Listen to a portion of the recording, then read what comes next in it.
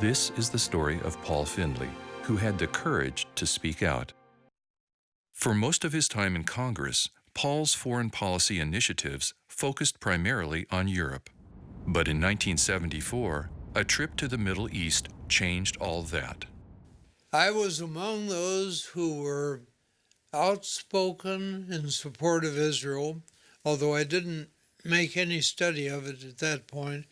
I would be hard put to identify the major countries in the Middle East at that time. I just had no knowledge about it. My main interest was the American-European alliance area. But in 1973, I received a letter from a woman in my home county, and she lamented the fact that her son, who had been teaching in Kuwait, had been arrested in South Yemen and charged with spying, with espionage. Well, we had no diplomatic mission in South Yemen. We hadn't had any since 1967. If I were to try to get him out, as I finally concluded I had to, I would go by myself. My family approved, but reluctantly. And to my surprise, they really rolled out the carpet of welcome. They couldn't have been nicer to me. And the agenda the people in South Yemen had worked up for me dealt with the Middle East bias, favoring Israel and against the legitimate interests of the Arab states. It was the first time I had grasped bias that exists and the impact that bias had had on the attitude and the actions of people of Arab blood. And I got for the first time the Arab side of the equation. I saw Arabs close up as human beings, and finally had an appointment the night before my scheduled return to States with President Rubi Ali. And I started my plea for the release of my constituent from prison. And he interrupted me and said, "We've decided to place your constituent in your care, and he can return to the States tomorrow when you leave." An old friend's personal testimony about the early years of the war added further evidence to his newfound conviction that he must take a stand for Palestinian justice in the Holy Land. When I came back here in 1950, I had come away from the war with feeling that the Jewish people had just absolutely, what was horrifying as to what had happened to them. And when in the 1940s the homeland was reestablished, there was such a great sense of joy, I guess I would say, that it had come to pass that what terrible things had happened to them during the war were now being amended. About 1952 or thereabouts, I belonged to a literary club called the Literary Union. And one of the speakers was a man by the name of George Ziegler, and he had been with the CIA during the war and stationed in the Middle East. And he, in his paper, talked to the Literary Union probably for an hour one night, describing the horror as to what was going on there in the way of the displacement of the native people, the Palestinians. It was horrifying. I had no idea. I really didn't. I don't think anyone there did. And he talked about how it was not ever being discussed in the press, how our coverage was just absolutely almost non-existent of the problem. And it was then when Paul got into the Congress and he started to voice some of these concerns that it was most interesting to watch his courage, because in what he said, in trying to speak to things that were not being said, he sacrificed his career.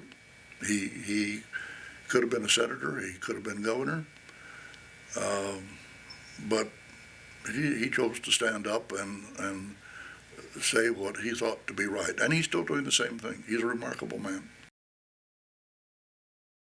While Israel has rights that need to be recognized, so do the Arabs.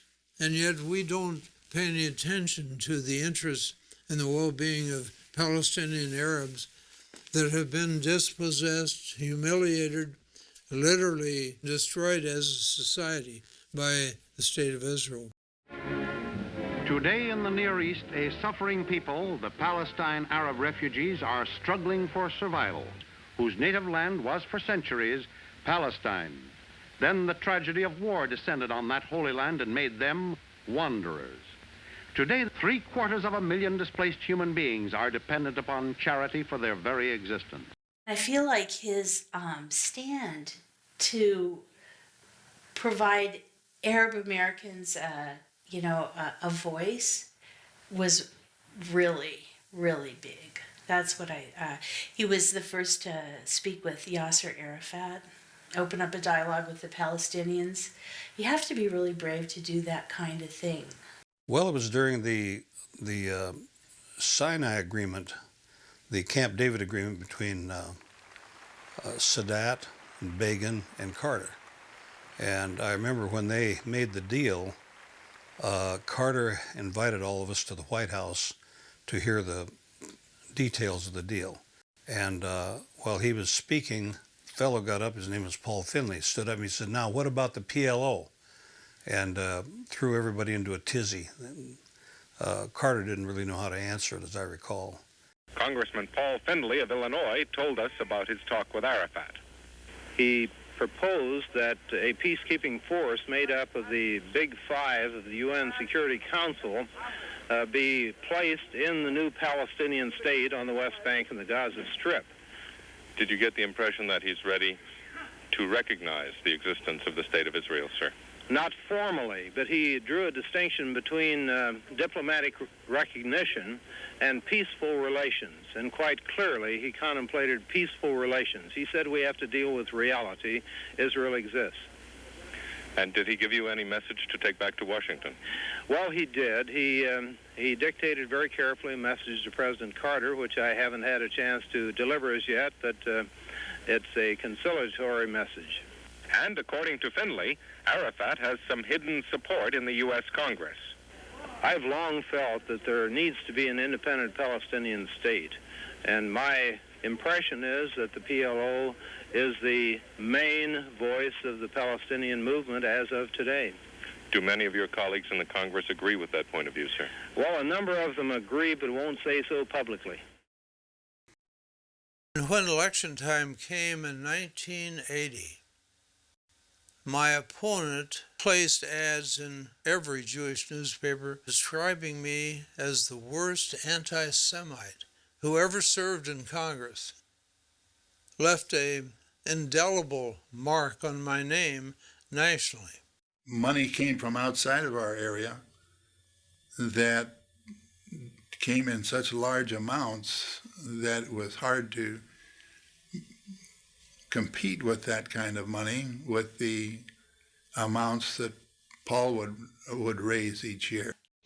He will spend at least $600,000, about 80% of it from outside the district, and well over half of this money is from Friends of Israel across the nation.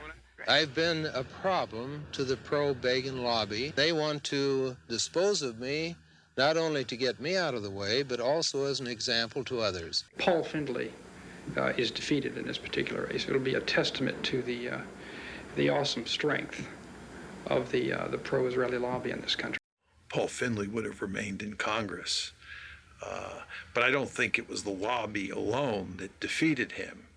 Any politician is going to have opponents, but what the lobby does is that it comes in to races, political races, where someone who's been identified as anti-Israel is up for re-election or is trying to get elected for the first time, and they put their thumb on the scale, and in some cases in a big way, and they can provide enough support for the opposing candidate to make sure that someone like Paul Findley is defeated. And the end result is that most legislators in Washington come to the conclusion that it's just not worth taking the lobby on. So this is the reason you see that so many people on Capitol Hill will do basically whatever AIPAC asks them to do. I remember the 1950s when under President Eisenhower, American policymakers had strong doubts about the wisdom of supporting Israel at the expense of the Palestinians. And that's one of the reasons that Abba Eban, who was the United Nations ambassador for Israel, created AIPAC, exactly because Eisenhower was going in a way that the Israelis didn't like. George H.W. Bush probably lost the presidency in 1992 for re-election because he was working so hard to help the Palestinians and drew the wrath of the Israeli community in September at the height of his popularity. You know, he just won this marvelous international war to to get the Iraqis out of Kuwait. But he made the mistake of saying that those people, and he was referring to the AIPAC lobby then meeting in September in Washington, D.C., those people are hurting the cause of peace. And of course, from then on, that was, I think, either 91 or 90, from then on, the Jewish community worked assiduously to defeat him and elect, who was it, Bill Clinton. Paul and I were small stuff, Chuck Percy and Adlai Stevenson, a little bigger, but still small compared to the fact that they can affect every congressman who dares take a position against Israel.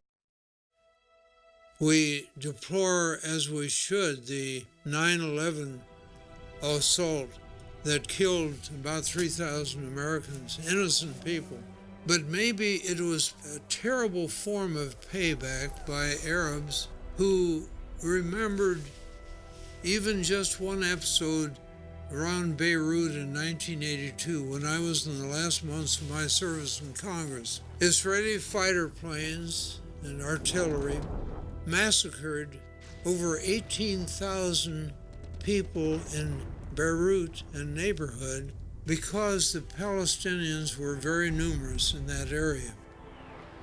Over 18,000 were killed by bombs and artillery fire that we had condoned and furnished to the Israelis for whatever purpose they wanted to make.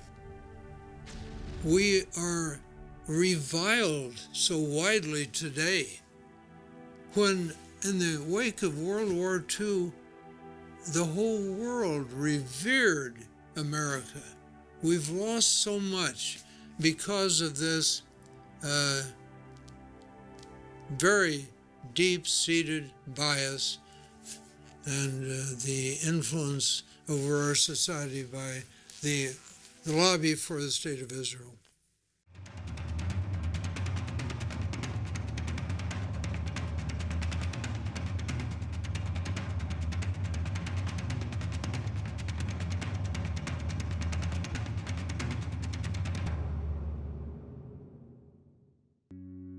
I just finished writing a book on my career, and I dedicated it to people who seek justice, only justice. And that's not original. Deuteronomy, the book of Deuteronomy, reports that God gave a message to Moses, and his message was simply this: seek justice, only justice. Well, Moses was around a long time ago, and I'm afraid we've left the proper path. We've wandered away. We need to focus on justice above all, because justice means the attainment of human rights, of dignity of everyone, of the equality of humankind in the eyes of the Creator, the importance of kindness, of forgiveness, of compromise for a good cause.